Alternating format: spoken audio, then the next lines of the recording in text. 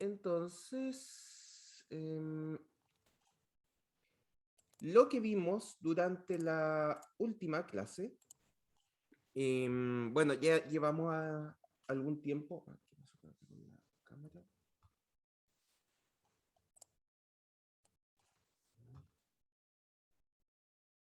Ahí sí. Entonces ya llevamos algún tiempo, algunas clases conversando sobre este concepto de la orientación a objetos. Hemos hablado tanto de los conceptos fundamentales de este tipo de programación, también acompañándolos ya a poquito con el código necesario para representar estos conceptos en el lenguaje C++. Y una de las últimas cosas que vimos fue ver con mucho detalle el cómo nosotros podemos crear las clases. Recuerden que nosotros cuando hablamos de orientación a objetos, tenemos que crear las clases, que son estos grupos generales que nosotros vamos a crear, y luego a partir de esas clases que nosotros creamos las instancias de clases, que son los objetos particulares que pertenecen a, a esa clase. ¿Ok? Entonces, bueno, nosotros ya creamos la definición general de una clase que va a ser esta representación general de un grupo de cosas. Y ahora la pregunta es, ¿cómo nosotros a partir de la clase podemos crear objetos? Esa es la pregunta que nos tenemos que hacer ahora. Entonces, para esto, en el caso, bueno, en el caso de C++, hay otros lenguajes que les he explicado en algún momento que pueden implementar orientación a objetos. Cada uno de ellos tiene su propia sintaxis. En el caso de C++, los operadores que se utilizan para la creación de objetos son los mismos operadores que ya vimos en la parte de memoria que utilizábamos para la creación de elementos en memoria dinámica, ¿ok? Y estos son los operadores new y delete. En el caso de los operadores new y delete, en el contexto de orientación a objetos, producen exactamente el mismo efecto, pero asociado a la creación de objetos. Esto quiere decir, cuando tú escribes new y luego la clase, el objeto que tú quieres crear, lo que está haciendo new es solicitar un espacio en memoria dinámica de tamaño que permita almacenar el tamaño del objeto, y lo que retorna es una dirección de memoria la cual tú tienes que asignar a algo. Y recuerden que las direcciones de memoria se almacenan en objetos, o sea, perdón, en elementos de tipo puntero. Por lo tanto, lo que tienes que utilizar para almacenar un objeto en memoria dinámica, en este caso, que es lo que hace el operador new, es un puntero. ¿Ok? Y lo mismo para borrar. O sea, los fundamentos de ambos operadores que ya aprendimos en las clases de memoria son exactamente los mismos. En el caso de los arreglos también se utiliza new y delete, pero acompañado de los corchetes. ¿Sí? Y a partir de este punto, nosotros vamos a utilizar los campos con operador punto cuando es una instancia, o sea, en unos contextos, y el operador puntero en otros contextos que vamos a evaluar cuáles son cada uno. Y recordarles que el objeto es la instancia de una clase, entonces, nuevamente, cuando tenemos la clase perro es distinto de esto de cuando tenemos la instancia puntual de un perro en particular. Cuando hablamos de la clase perro, estamos hablando de todos los perros del mundo, y en el caso de un objeto perro, estamos hablando de un perrito en particular. ¿Sí? Entonces, vamos a ver un código. Permítanme acá.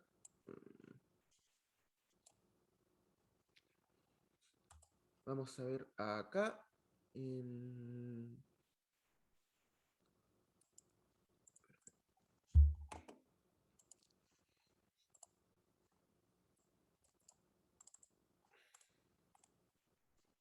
Vamos a tirar por acá. Ahora sí. Entonces, bueno, en este código que hicimos acá, ya tenemos la definición de la clase animal. Por supuesto, lo que vamos a hacer a continuación es, a partir de la clase animal, vamos a crear algunos objetos. Y vamos a ver distintas formas de hacer este proceso. ¿Ok? Entonces, lo que vamos a hacer acá es crear una clase main, o sea, perdón, una función main, en la cual nosotros vamos a ir llamando las instancias de la clase animal. Por supuesto, esto no necesariamente tiene que ser en la clase, perdón, en la función main, puede ser en cualquier otro sector del código que nosotros necesitemos una instancia animal. Incluso recuerden que conversamos nosotros que las instancias de clase pueden perfectamente ser atributos de otra clase, ¿ok? Entonces, en el contexto que ustedes necesiten una instancia de clase, ustedes pueden utilizar. Entonces, al crear una clase, esta se transforma en un nuevo tipo de dato en tu código. Por lo tanto, se puede utilizar de la misma forma en que nosotros hemos estado utilizando tipos de datos anteriormente. ¿Ok?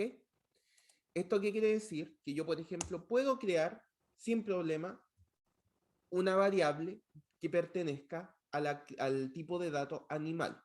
Lo que va a hacer eso es que al momento de yo crear una variable de ese tipo de datos, estoy creando una instancia de clase de la clase animal. Entonces, por ejemplo, vamos a crear acá una variable que se va a llamar un animal, y esta variable pertenece al tipo de dato animal. Esto de acá es un objeto que dependiendo del contexto, al crearlo con esta notación va a estar o en memoria estática o en el stack. ¿Ok?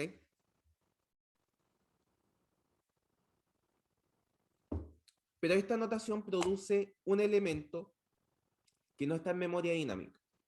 Entonces nosotros, por supuesto, podemos crear objetos que estén en la memoria dinámica utilizando lo que nosotros ya aprendimos en la sección de memoria. Es decir, vamos a crear un puntero acá.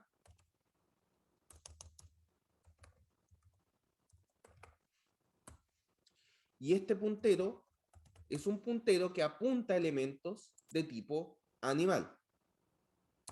¿Ok? Es decir, almacena direcciones de memorias cuyo contenido en esa dirección de memoria es un elemento de tipo animal. Y por lo tanto, como queremos crear algo en memoria dinámica, lo que tenemos que hacer a continuación es lo siguiente. Tenemos que utilizar el operador new e indicar el tipo de dato que queremos crear en memoria dinámica, que en este caso sería animal. Tanto en este caso como en este caso, lo que se está haciendo, déjenme ver si nosotros habíamos creado alguno. Claro que habíamos creado alguno. Sí, efectivamente. Tanto en este caso como en este caso, lo que se está haciendo al crear un objeto asociado a la clase animal es lo primero que se produce es un llamado al constructor. ¿Ok? Entonces, bueno, la pregunta es, tanto en este caso como en este caso estamos llamando a un constructor, porque recuerden que el constructor de la clase es el encargado de inicializar el estado inicial de ese objeto. Entonces, bueno, la pregunta acá es, ¿cuál de los constructores que nosotros creamos es el que se llamó? Porque recuerden que por un lado tenemos este constructor de acá, y por otro lado tenemos este constructor de acá que lo teníamos incluso implementado más abajo, acá. ¿Sí? Entonces, nuevamente, la pregunta es, ¿cuál de los constructores estamos llamando? Y la respuesta acá es, se llama al constructor dependiendo de los parámetros de entrada que se le den a la creación del objeto. En este caso en particular, tanto este objeto de acá como este objeto de acá no están siendo llamados con ningún parámetro de entrada. Ya vamos a explicar cómo se llaman con parámetros de entrada. Por lo tanto, en ambos casos se está llamando al constructor por omisión, es decir, cuando llamas al constructor sin parámetros de entrada, que en el caso de nuestro código representa este constructor de acá. Es decir, se llama este constructor, se inicializa el puntero edad hijos a nulo y el número de hijos a 0. ¿Ok? Por lo tanto, ambas llamadas, tanto la que está en memoria estática o stack, como la que está en memoria dinámica, ambos están llamando al constructor por omisión, por lo tanto se inicializa el objeto vacío o con parámetros por omisión. ¿Ya? Entonces, ¿qué pasa si nosotros queremos crear, por ejemplo, un objeto que sí tenga llamadas a alguno de los otros constructores? Vamos a crear, por ejemplo, un puntero, referencia a otro más, que también va a ser de tipo animal. Y por supuesto, para asignarlo a memoria dinámica, tenemos que crear un espacio en memoria dinámica asociado al tipo animal. En este caso, vamos a llamar al constructor, no por omisión, sino al que tiene este de acá. El que tiene por entrada un nombre. ¿Ok? Entonces, fíjense que en este caso los constructores siguen siendo muy parecidos a las funciones. Cada constructor puede o no tener parámetros de entrada a los cuales ser asociados. Y de la misma manera que en funciones, tú puedes diferenciar una función de la otra con respecto a su firma. ¿A qué le llamamos la firma a una función? Simplemente no solo al nombre de la función, sino que también nosotros podemos diferenciar a la función por su nombre y cuáles son sus parámetros de entrada. ¿Ok? Entonces, en este caso en particular, nosotros podemos diferenciar perfectamente el llamado a este constructor y a este constructor simplemente viendo cuáles son sus parámetros de entrada. Si estoy llamando al constructor sin parámetros de entrada, eso quiere decir que estoy llamando a este. Si llamo un constructor con un parámetro de entrada de tipo string, en este caso estoy llamando a este constructor. ¿Ok? Por lo tanto, la diferencia en funcionamiento se da en base a cómo tú estás llamando al constructor. Entonces, ¿cómo llamamos al constructor cuando queremos utilizar un parámetro de entrada en este caso?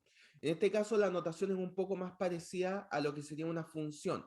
Lo que tienes que hacer es luego del new poner paréntesis, de la misma manera que lo harían en el llamado de una función, y poner cuál es el parámetro de entrada. En este caso sería ¿cuánto, por ejemplo? ¿Ya? Entonces, lo que estamos haciendo en este caso es crear un animal llamando al constructor que tiene por parámetro de entrada un string y le estamos dando por entrada el nombre Juancho.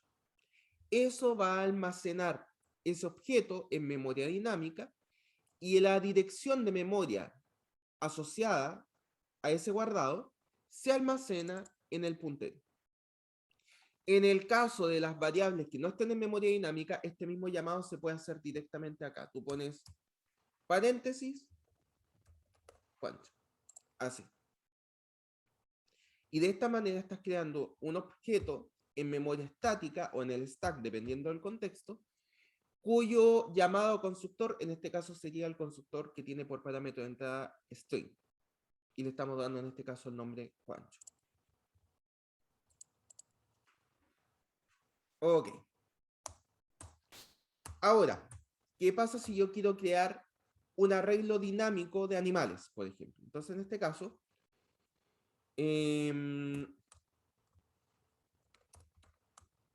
quiero crear un arreglo dinámico de animales. Lo que tengo que hacer es exactamente lo mismo que ustedes aprendieron en memoria. Es decir, creo una variable de tipo puntero, por ejemplo, si este arreglo está en memoria dinámica. Un arreglo de un puntero animal, ¿cierto? Y esto va a ser igual a new animal 10. En este caso, hay que tener ojo acá. En este caso, como estamos llamando directamente, estamos creando directamente un objeto de tipo animal sin parámetros de entrada, porque fíjense que en ningún lado estamos definiendo parámetros de entrada, cuando tú creas un arreglo con esta notación, por omisión se asume que quieres llamar al constructor por omisión. ¿Ok? Porque es el constructor que no tiene parámetros de entrada. Por lo tanto, cada uno de estos objetos fue creado con el constructor animal sin parámetros de entrada. ¿Sí? Perfecto.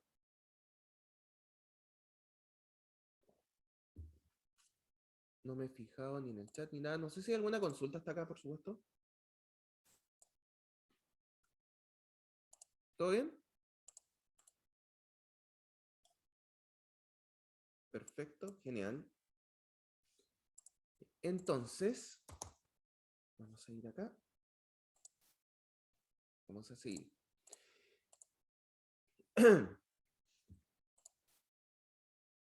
Ya vimos la forma o las formas en que nosotros podemos crear objetos.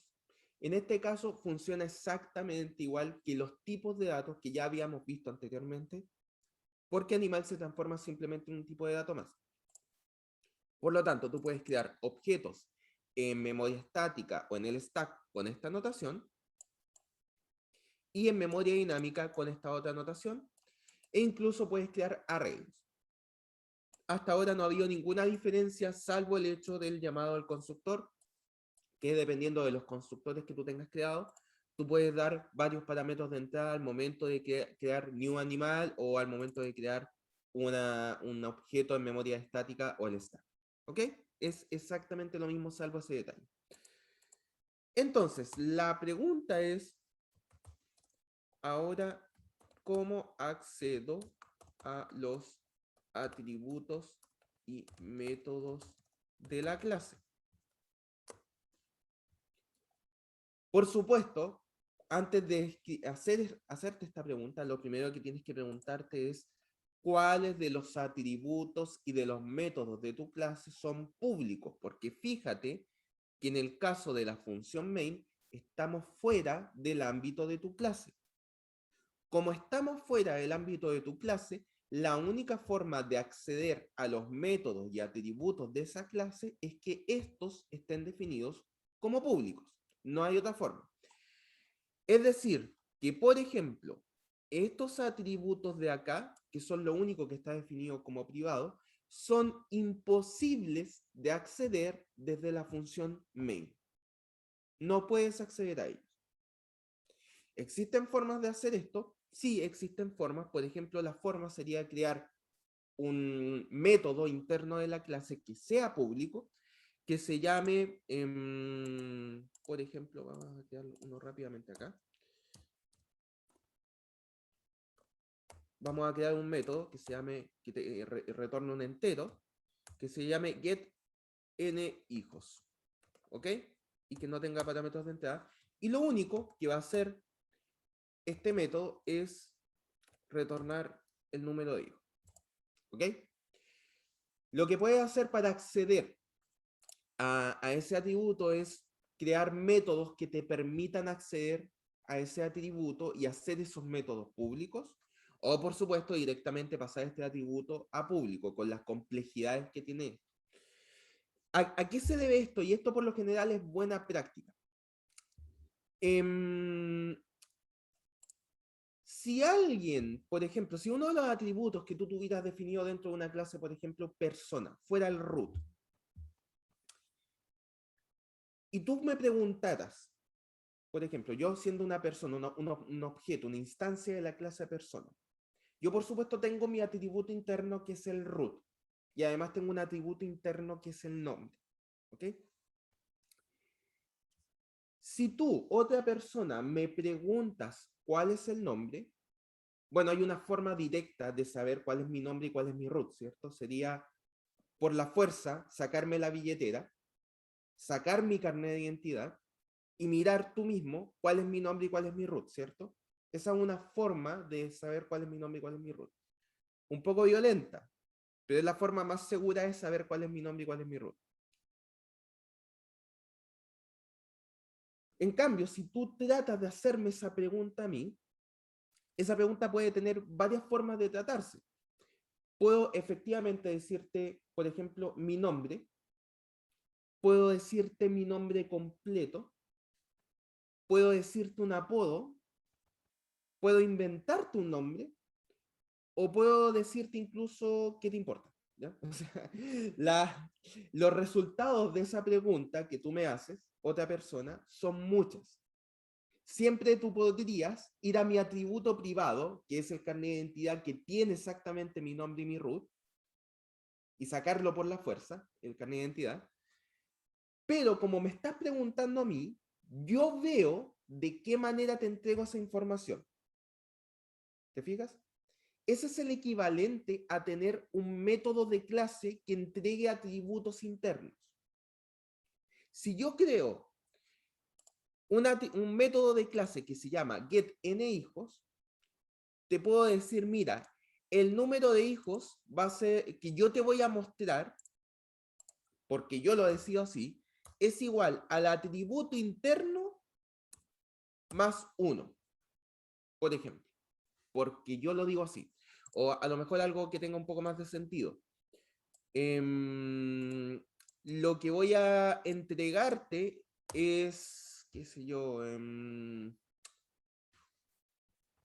un texto, por ejemplo. String, texto.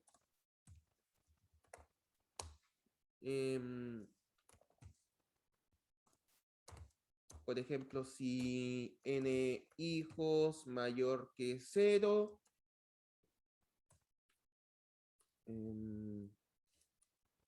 estoy haciendo un... estoy usando notación de Python, estoy súper bien. Ahí...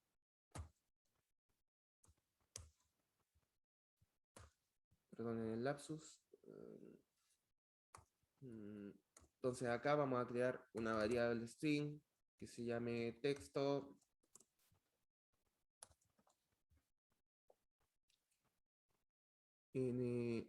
If n hijos mayor que 0, ¿eso está bien?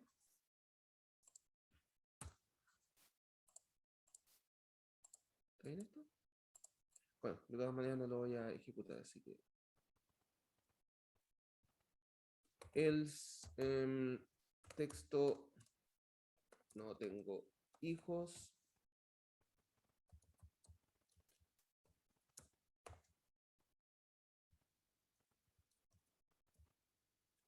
Y acá retorno texto, por lo tanto voy a retornar acá una variable de tipo string. Ok, esto no sé por qué me tira...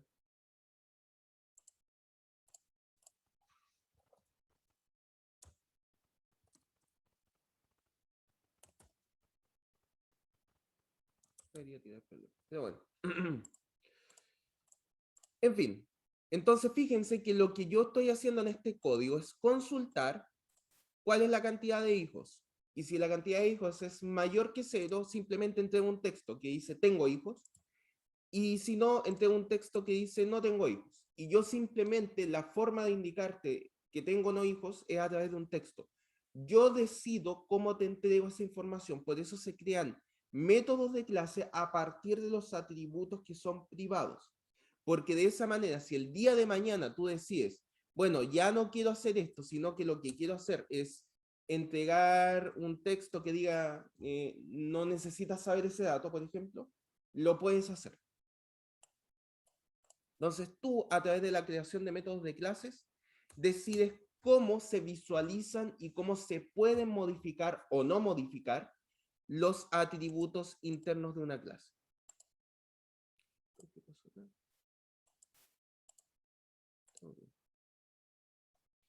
Ya. Perfecto. Ahora, la pregunta es, ¿cómo a partir de un objeto nosotros accedemos a los métodos y atributos de clase? Que era la pregunta original. La respuesta es exactamente con la misma notación de estructuras. Entonces, en este punto debería ser todo más o menos sencillo. Si yo, por ejemplo, quisiera acceder al método de clase asigna nombre, que es el que está por... ¿será que me falta punto y coma acá? No, no. Algo raro ahorita. Asigna nombre, que es un método que no está maravilloso. Vamos a crearlo. Sería void asigna nombre. Y esto tiene por entrada un string name y el atributo, ¿cómo es acá? Ahí está, nombre, perfecto. Entonces, nombre igual name. Súper. Entonces, si quisiéramos acceder a este método de clase, en este caso simplemente lo hacemos con la notación de estructuras. Es decir, pones la variable un animal, punto, la notación de punto para acceder a un atributo, que era lo que ustedes utilizaban con estructura, se mantiene lo mismo para acceder a métodos de clase. Entonces, en este caso, pones punto asigna nombre. Y acá pones Pepe. ¿Ok? Entonces le está asignando nombre a un animalito.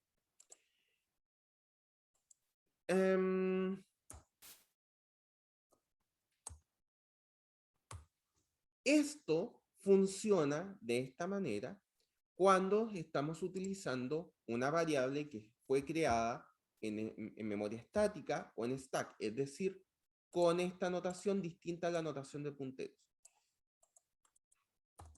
¿Cómo accedemos a métodos y atributos de un objeto usando punteros? Esa es la pregunta que vamos a responder ahora. Bueno, lo podemos hacer de la siguiente manera. Vamos a mostrar por pantalla un mensaje, simplemente para ver cómo esto se puede acceder. El primer mensaje, vamos a mostrar el número de hijos de este primer objeto, y en el segundo vamos a mostrar el número de hijos de este otro de acá, ¿ya? Entonces, miren, podemos acceder al atributo de la siguiente manera. Primero, utilizamos la variable de tipo puntero, la dereferenciamos para acceder al contenido, ¿cierto? Y luego, a partir de esta dereferencia, ya puedo utilizar exactamente la misma notación de estructura, porque ya tengo el objeto concreto, por lo tanto, puedo acceder a alguno de los elementos que esté dentro de ese objeto. Por lo tanto, en este caso, vamos a poner punto n hijos, que es el atributo. En este caso, por supuesto, tenemos un problema, ¿cierto? Que el atributo n hijos es de tipo privado. Por lo tanto, yo no puedo acceder a él, aunque esté utilizando la notación correcta, porque el atributo es privado. Por lo tanto, lanza error, ¿ya? Entonces, como esto lanza error, esto lo vamos a dejar comentado para que no nos tire error al compilar. Vamos a utilizar el atributo nombre que es de tipo público. Vamos a hacer esto de nuevo. Entonces, dereferenciamos la variable referencia a otro. Punto nombre.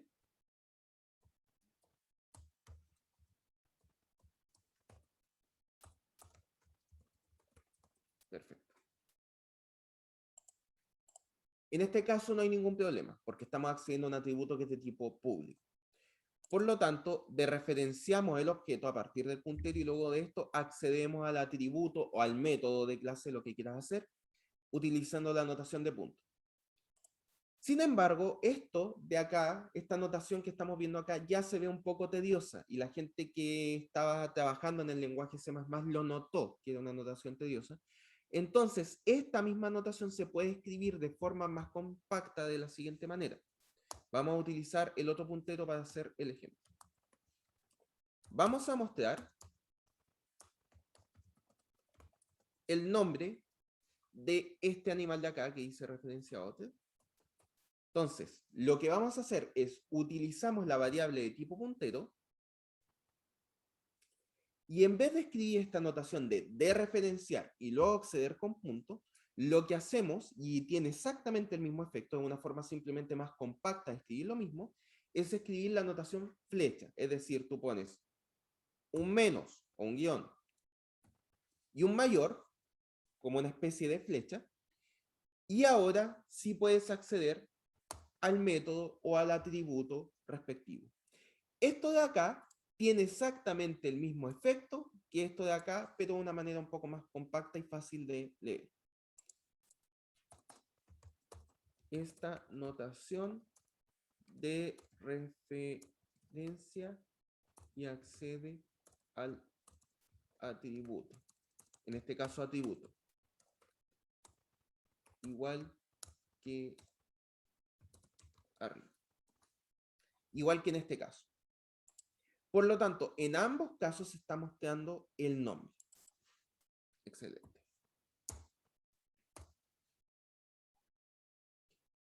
No sé si hasta este punto hay alguna duda.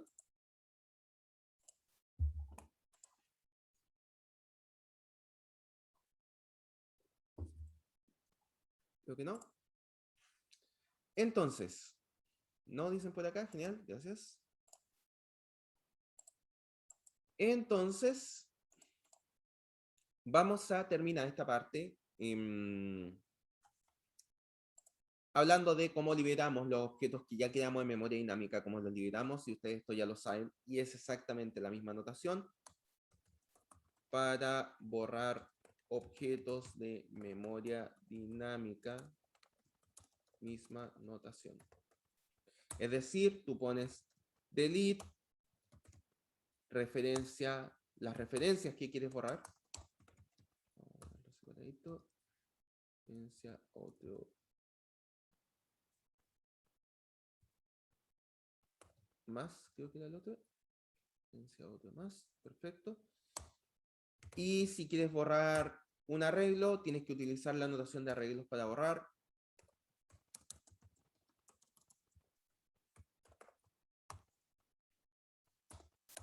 Y en este punto, todos los objetos que estaban en memoria dinámica se borraron.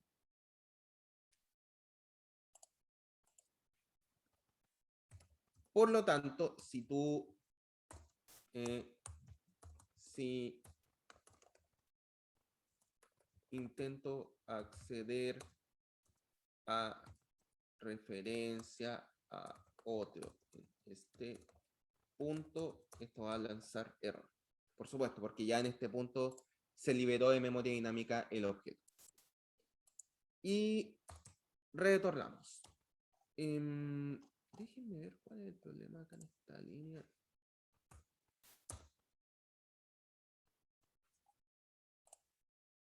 Creo que ninguno, ¿cierto? ¿Por qué me está marcando esto?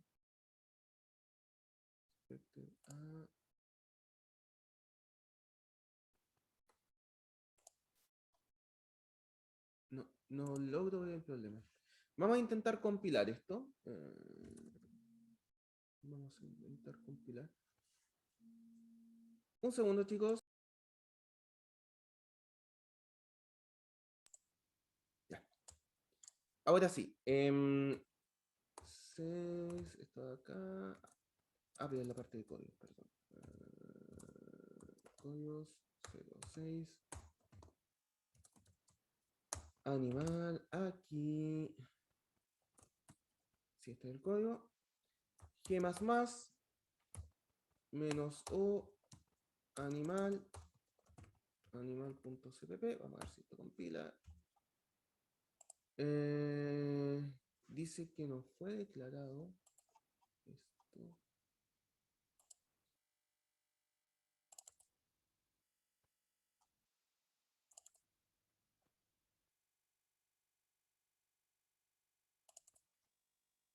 Perfecto. Referencia. Ok, está mal escrito. Ahí sí. Vamos a ver ahí. Perfecto. Animal. Bueno, en este caso, lo único que estoy mostrando por pantalla es los nombres de referencia a otro y referencia a otro más. El primero está vacío, por lo tanto no aparece nada. Y el segundo es Juancho, que fue el que le di a este animalito de acá, por lo tanto es por eso que este de acá se ve como Juancho. Entonces, esto está funcionando de manera correcta. Perfecto. No sé si hay dudas hasta acá.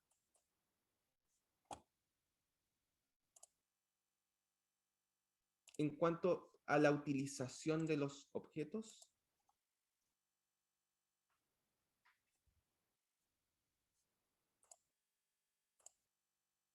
Genial. Me verifican que no. Perfecto. Entonces, volvamos acá. Vamos a compartir de nuevo.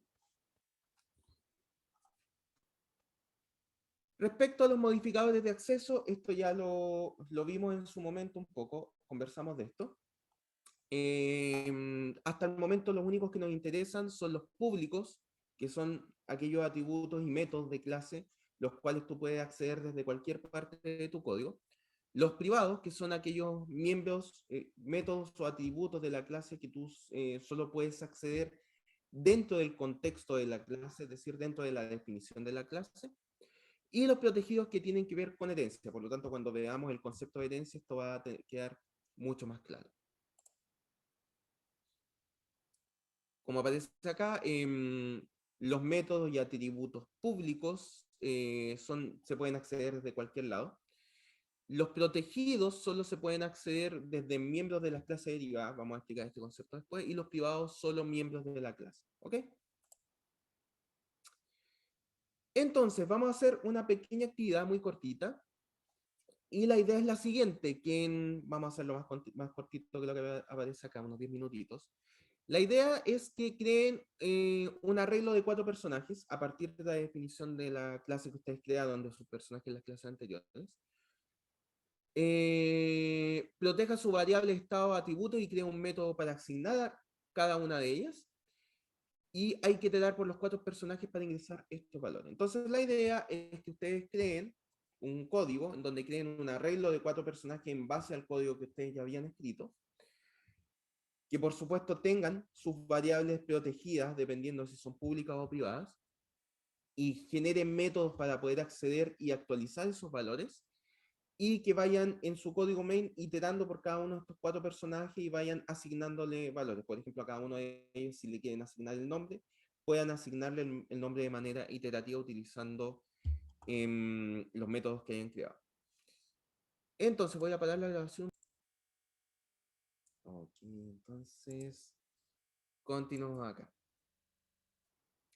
Entonces, para el ejemplo que estábamos viendo acá en la clase, en el caso de Among Us, vamos a hablar de un caso particular.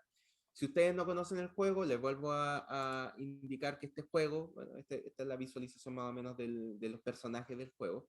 Entonces, es una nave espacial donde hay monitos que son los tripulantes que tienen que hacer tareas para que la nave no se destruya. Pero entre ellos pueden haber uno o dos personajes que en verdad no son tripulantes reales, sino que son impostores de la nave. Entonces lo que tratan de hacer estos impostores es sabotear la nave para que se destruya. Entonces, como en ese contexto del juego, existen 2 clases de personajes, 2 clases de jugadores en este juego, en donde tenemos por un lado los tripulantes reales y por otro lado tenemos a los impostores. A pesar de que ambos son personajes del juego, entre ellos hay diferencias en las cosas que pueden hacer. Como dice acá, algunas acciones son las mismas entre ellos, es decir, por ejemplo, cada uno de los personajes del juego se puede mover a través de la nave, por lo tanto tienen las mismas acciones, pero algunas otras son distintas. Por ejemplo, el tripulante puede hacer tareas, cosa que el impostor no.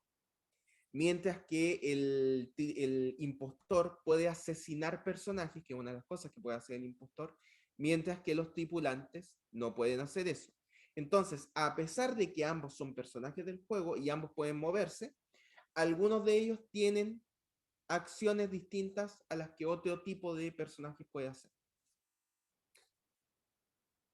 Y en este contexto, lo ideal sería escribir un código para aquellas acciones y aquellos atributos, en el caso de los atributos, que sean comunes a ambos tipos de personajes, ¿cierto? Entonces, por ejemplo, si yo voy a crear el método moverse, no tener que crear el método moverse para los tripulantes y después escribir todo de nuevo el código para moverse de los impostores y al final ambos van a moverse de la misma manera, sería lo ideal. Entonces la idea de esto es poder reutilizar código y para esa reutilización en este contexto de orientación a objetos vamos a utilizar lo que se llama una jerarquía de clases. Y esta jerarquía, a partir de esta jerarquía es donde nace el concepto de herencia. ¿Ok? ¿Cómo vamos a plantear jerarquía de clases y herencia acá? Nosotros lo que vamos a definir es una clase en nuestro código que es la clase jugador. Un jugador va a representar a todos estos personajes simpáticos del juego. Entonces, todo jugador va a tener acciones que puede realizar, por ejemplo, moverse a través de la nave, y va a tener algunos atributos que son pertenecientes al jugador. Por ejemplo, todos los jugadores acá tienen un traje con un cierto color. Entonces, esos son atributos de la clase jugador. Sin embargo, a partir de esta clase jugador, lo que voy a hacer es crear subclases, las cuales, y acá voy a empezar a hablar en jerga de este contexto, heredan métodos y atributos a partir de la clase jugador. En este caso son dos las clases que van a heredar. Tenemos la clase tripulante y la clase impostor. Tripulante e impostor son dos clases que como heredan de jugador, heredan a su vez todos los métodos y atributos definidos en jugador. Por lo tanto, todos los tripulantes pueden moverse, que es justamente lo que pueden hacer los jugadores, y todos los tripulantes tienen un traje, que es justamente lo que tienen definido en la clase jugador como atributo. Lo mismo para los impostores. Todos los impostores pueden moverse, que es lo que viene de la clase jugador. Y todos los impostores tienen un traje que es uno de los atributos definidos en la clase jugador. Pero adicionalmente, en cada una de estas clases voy a agregar aquellas cosas que definen propiamente al impostor o al tripulante. Por ejemplo, el tripulante va a tener un método que es hacer tareas para mantener la nave en buen estado, mientras que el impostor va a tener un método adicional que va a llamarse asesinar, por ejemplo, con el cual puede matar a otros tripulantes. Por lo tanto, a pesar de que heredan y mantienen los mismos métodos y atributos de la clase jugador, tienen métodos y atributos propios de la clase tripulante o impostor en cada caso. ¿Ok? Y esto es lo que produce la herencia. Como dice acá, una clase puede extender lo que hace otra clase. Tripulante, lo que está haciendo a partir de la herencia es toma como base lo que hace jugador y lo extiende, creando, por ejemplo, el método hacer tareas. Impostor lo mismo, extiende lo que ya hace la clase jugador con sus propios métodos y atributos. En este caso sería el método asesinar. Hereda su estado y comportamiento, atributos y métodos. Y lo que existe una relación jerárquica o de parentesco, padres e hijos.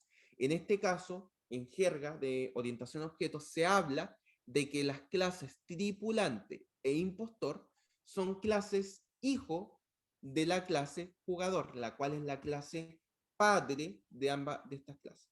O también se les llama clase base a la clase jugador y subclases a las clases que heredan a partir de esta clase base.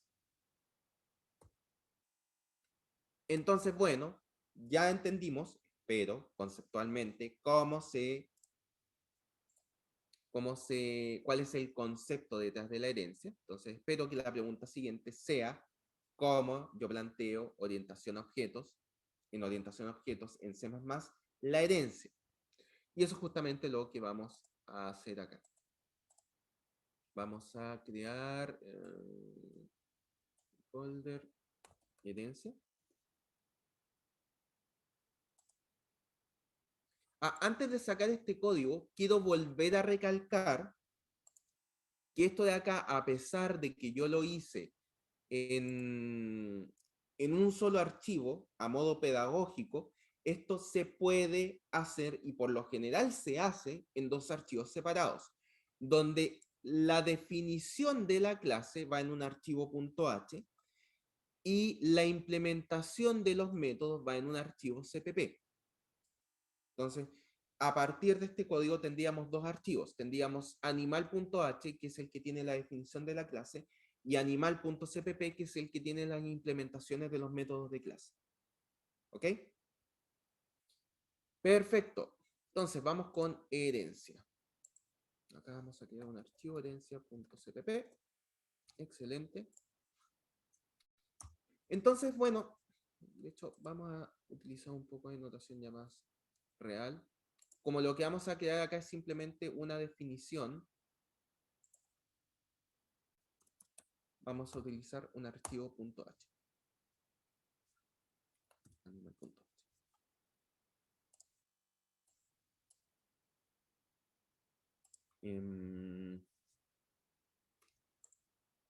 Entonces, lo que voy a hacer acá es copiar esta definición de animal animal.h. Acá vamos a agregar, creo que las bibliotecas necesarias son iostream. Creo que con eso está. Perfecto. Y ahora vamos a crear un nuevo archivo, que le vamos a llamar cocodrilo. En este archivo vamos a incluir la biblioteca animal.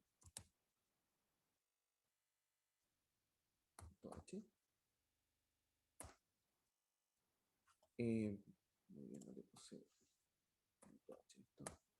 Ahí sí.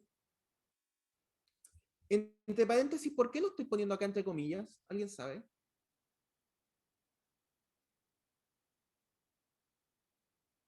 ¿Por qué no se pone con esta notación? Fíjense que cuando estamos agregando bibliotecas, por lo general ponemos menor y mayor que dentro del nombre de la biblioteca, ¿cierto? ¿Por qué acá está puesto con comillas? ¿Alguien sabe? ¿No será porque algo que hereda? No, no tiene que ver con la herencia propiamente tal.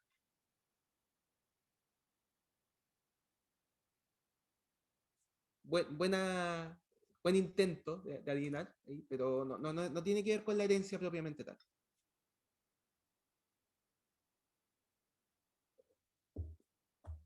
La respuesta es que esto se hace así, porque Animal es una biblioteca que no pertenece al conjunto de bibliotecas estándar de C++. Dicho de otra manera, no pertenece al conjunto de bibliotecas que ya están definidas dentro de la instalación de C++. ¿Ok? Cuando tú quieres agregar bibliotecas propias, tienes que indicarla con esta notación, con comillas. Y por supuesto, si estas bibliotecas se encontraran en otra ubicación, tendrías que poner la ubicación relativa. Por ejemplo, no sé, voy a inventar algo. New folder, subfolder le voy a poner. Y acá voy a crear un archivo, simplemente voy a crear el archivo biblioteca.h. Entonces, imagínate que tú quisieras agregar dentro de cocodrilo la definición del archivo biblioteca.h, tendrías que poner include subfolder biblioteca.h. ¿Ok? ¿Por qué? Porque cocodrilo, en este caso, se encuentra en esta carpeta y para acceder a esta subcarpeta tienes que, a partir de esta carpeta en donde se encuentra, avanzar una carpeta y acceder al archivo. Tienes que poner el path. ¿Ok?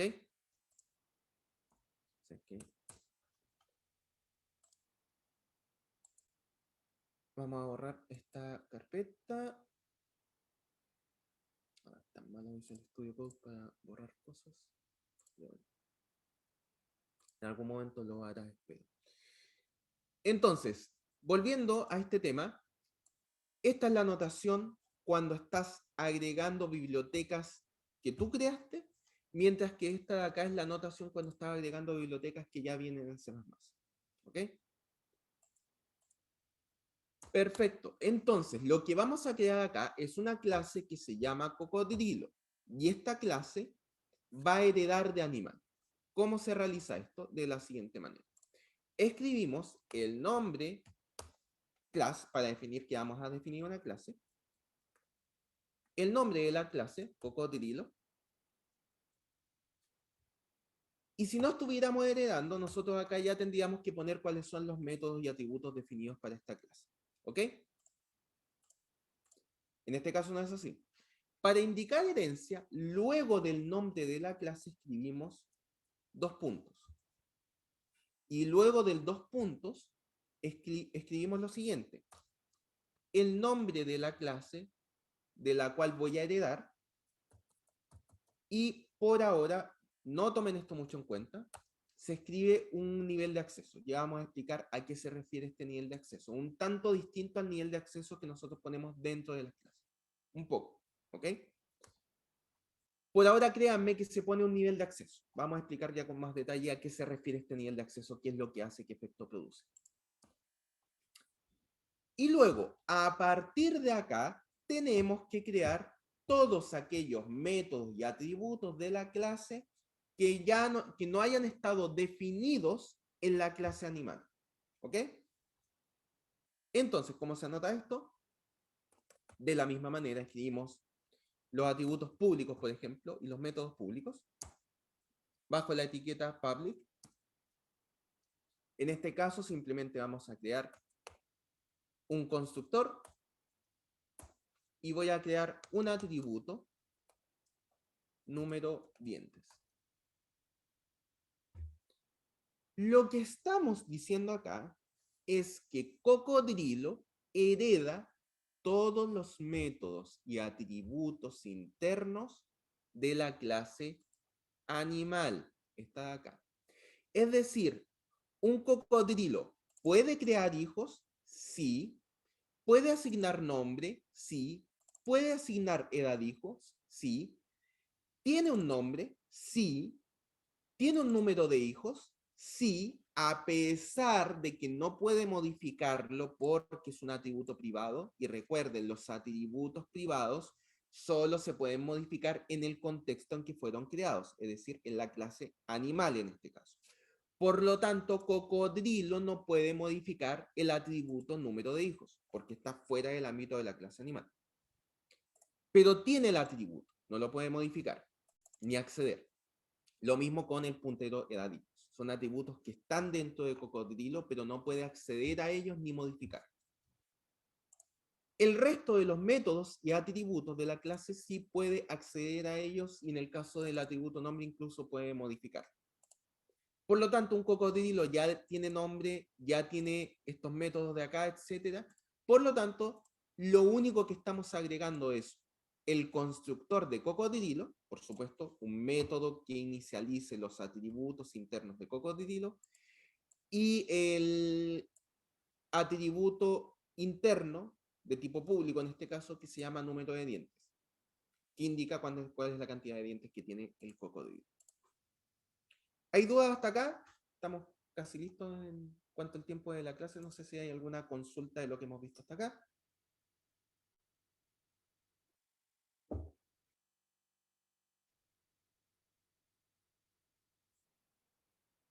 ¿Todo claro? Ah, acá hay un mensaje, perdón.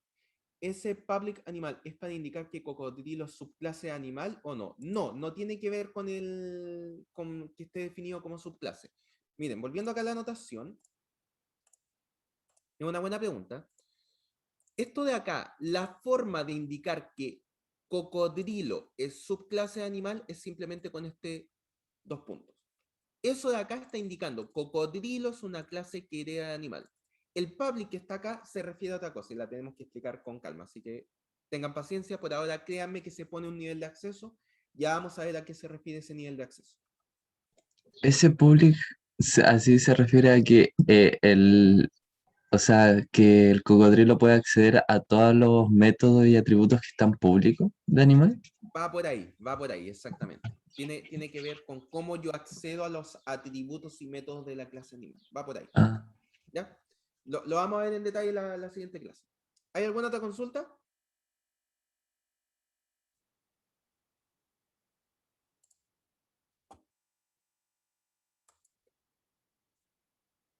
Perfecto.